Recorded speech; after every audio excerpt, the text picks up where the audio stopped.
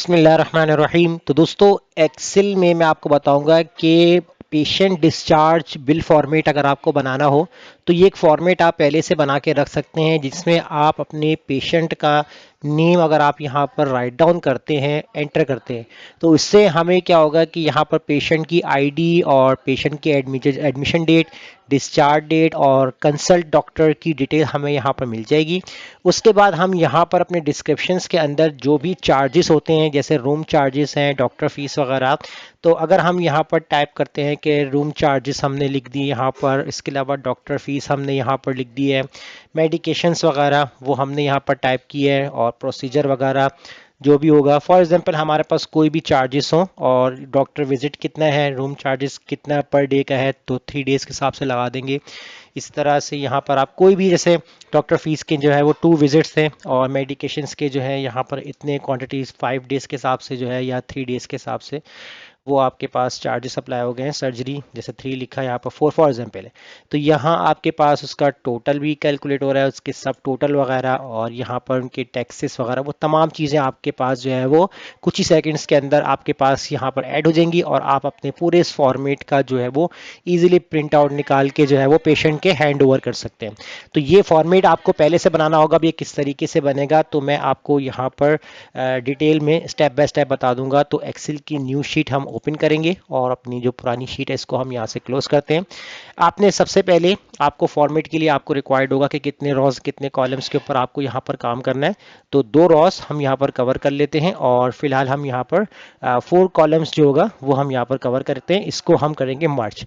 अब इधर हमने करना ये कि हमें यहाँ पर अपना जो भी हमारा हॉस्पिटल का नेम होगा तो वो हम यहाँ पर ऐड कर देंगे। जैसे कि मैंने यहाँ पर ग्लोबल हेल्थ हॉस्पिटल्स के नाम से हमने ऐड कर देना, ठीक है।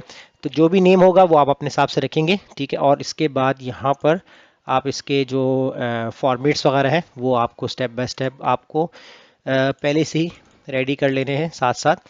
फिर नीचे आते हैं, नीचे वाली रॉस को हम यहाँ पर यूटिलाइज करते हैं, और इसको हम करते हैं मर्ज, और इधर हम देंगे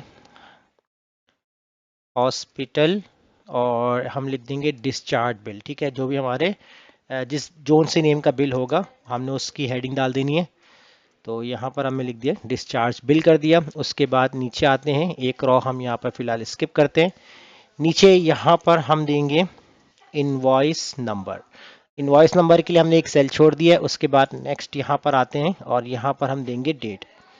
तो यहाँ हम देंगे डेट, थोड़ा सा हम इस तरीके से ऐड कर लेते हैं, कॉलम लगा लेते हैं इधर भी, तो कॉलन लगा लेंगे। अब इसके बाद यहाँ पर इन दोनों सेल्स को आपने कर देना है ऑल बॉर्डर्स। इस तरह आप साथ साथ इसको अप्लाई करते जाएंगे।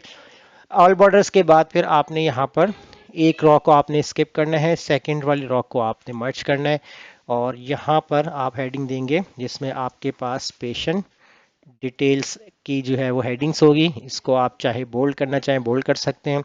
और इसी तरह यहाँ पर आते नीचे, और यहाँ पर आप अपने पेशेंट्स की डिटेल ऐड करना शुरू करेंगे, जिसमें आपके पास पेशेंट नेम होगा। उसके बाद आपने नीचे आना है, और यहाँ पर आपने एडमिशन डेट डालनी है, यहाँ पर कि हॉस्पिटल एडमिशन डेट क्या होगी। उसके बाद यहाँ पर आपने ऐड करना है कंसल्टेंट, ठीक है, कंसल्ट। कंसल्ट के बाद यहाँ पर आप लिख देंगे डॉक्टर्स, ठीक है। तो किस डॉक्टर से कंसल्ट हुई है वो उनकी डिटेल्स आप यहाँ पर ऐड करेंगे। फिर नेक्स्ट जो होगा, यहाँ पर आपके पास जो पेशेंट आईडी होगी, पेशेंट आईडी कॉलन, और इसके बाद नेक्स्ट नीचे आएंगे, और यहाँ पर डिस्चार्ज डेट हमारे पास जो होगी वो हमें यहाँ पर ऐड कर लेनी है।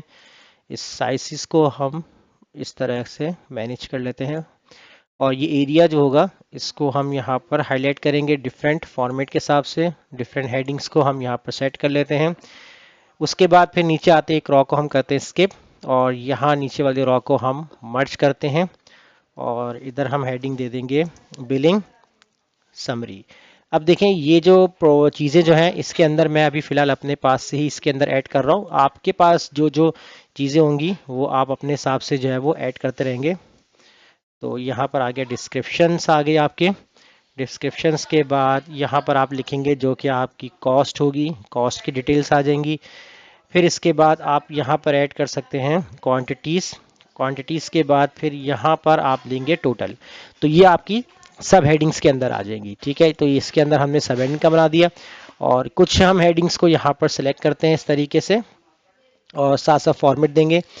तो पहले हम यहाँ पर एंट्री कर लेते हैं कि हमारे रूम चार्जेस इसके अंदर ऐड होंगे। उसके बाद डॉक्टर डॉक्टर फ़ी आ जाएगी और फिर इसके बाद यहाँ पर मेडिकेशंस के डिटेल्स आएगी। मेडिकेशंस के बाद जो प्रोसीजर्स हैं तो प्रोसीजर्स की डिटेल्स होंगी। इसके अलावा कोई अदर चार्जेस हैं तो उसकी यहाँ पर हम हेडिंग डाल देंगे। अब देखिए यहाँ हमने क्या किया है, जो जो हमारे पास रिक्वायर्ड है हमने उन्हीं फील्ड्स को ऐड कर दिया है। इसके अलावा जो जो आप इसके अंदर ऐड करना चाहते हैं वो आप ऐड कर सकते हैं। तो अब हम नेक्स्ट जो नीचे आएगा यहाँ पर आपका आ जाएगा सब टोटल।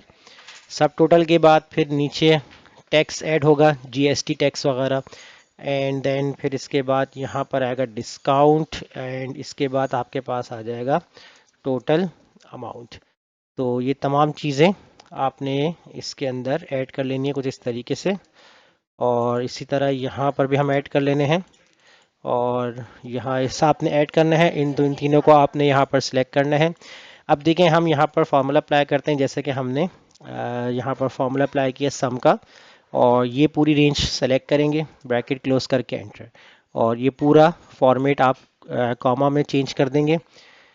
अब नेक्स्ट टैक्स जो होगा वो जैसे इक्वल लगाते हैं और कितना परसेंट टैक्स लग रहा है जो आपका फाइनली सब टोटल होगा उसके हिसाब से आप यहाँ पर 2% के हिसाब से टैक्स ऐड करेंगे, ब्रैकेट क्लोज करके एंटर कर देंगे।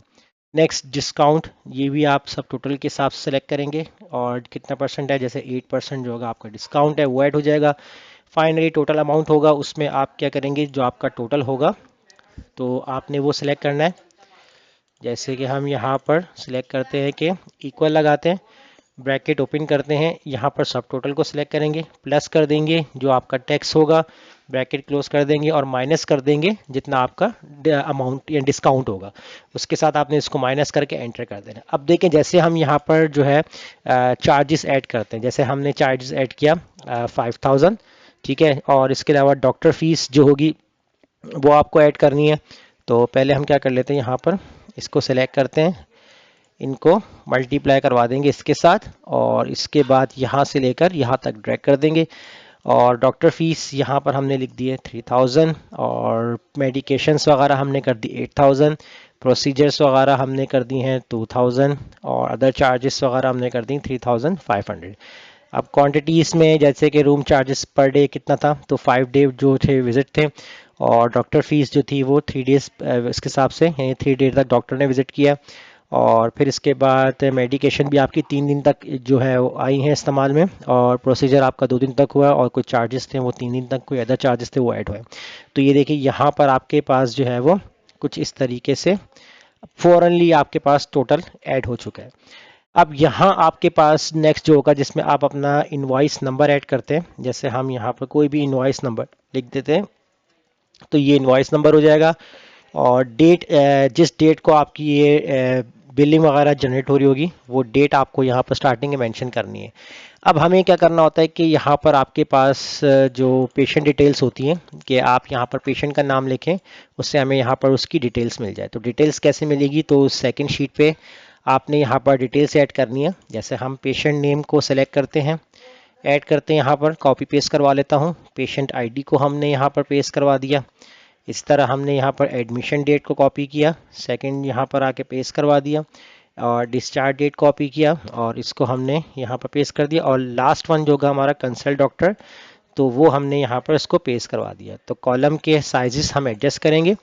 अब देखें हमारे पास यहाँ पर पेशेंट नेम है, एक हमने लिखा है यहाँ पर सलमान, नेक्स्ट हमें लिख दिया फहाद और फिर हमें लिख दिया आमिर, ठीक है, अभी हमने ऐड कर दिया।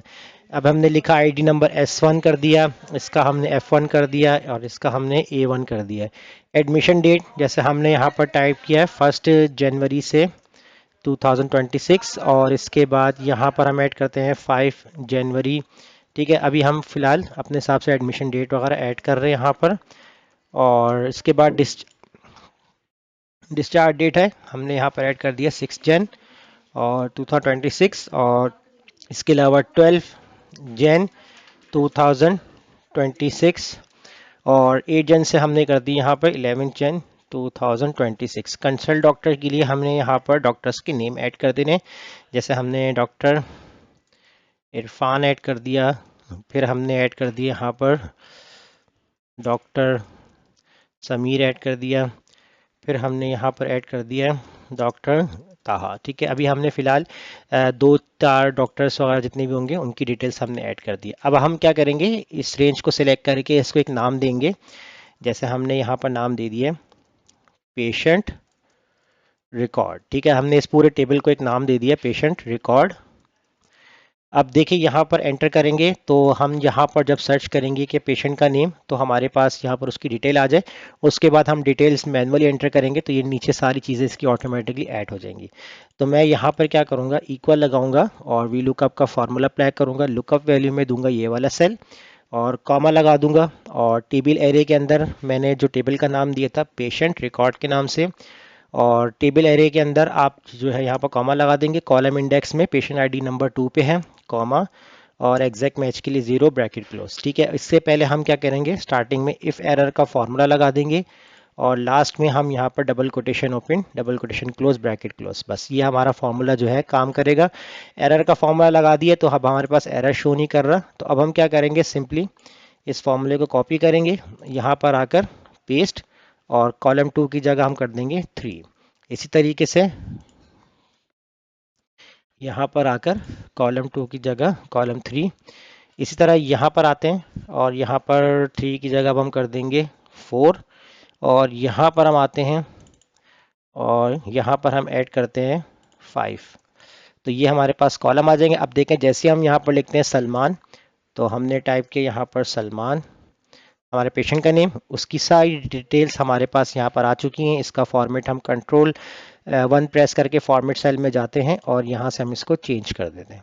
तो ये देखिए सलमान की डिटेल आ जाएगी। तो उसी डिटेल के अकॉर्डिंग हम उनके चार्जेस, उनके विजिट्स हम खुद यहाँ पर मैनुअल टाइप करेंगे, बाकी ये कॉलम हमारा ऑटोमेटिकली अपडेट होता रहेगा। अब जैसे हम सेकंड सेलेक्ट करते हैं फ़हाद, तो जैसे हमने सेकंड अपने पेशेंट का नाम लिखा, फ़हाद लिखा और एंटर किया, तो देखिए फ़हाद की डिटेल्स आपके पास आ चुकी हैं कि किस डॉक्टर से कंसल्ट हुई है, एडमिशन डेट क्या है, पेशेंट आईडी क्या है, डिस्चार्ज डेट क्या है। तो उसी के अकॉर्डिंग हम अपनी एंट्री करेंगे और ये हमारा पूरा कंप्लीट जो एक फॉर्मेट होता है डिस्चार्ज बिलिंग का, वो हमारे पास रेडी हो जाएगा। तो फिर आप यहाँ पर कंट्रोल प्री प्रेस करेंगे तो यहाँ से जाकर आप इसका प्रिंट निकाल सकते हैं, जो कि यहाँ पर आपको स्क्रीन पर शो हो रहा है।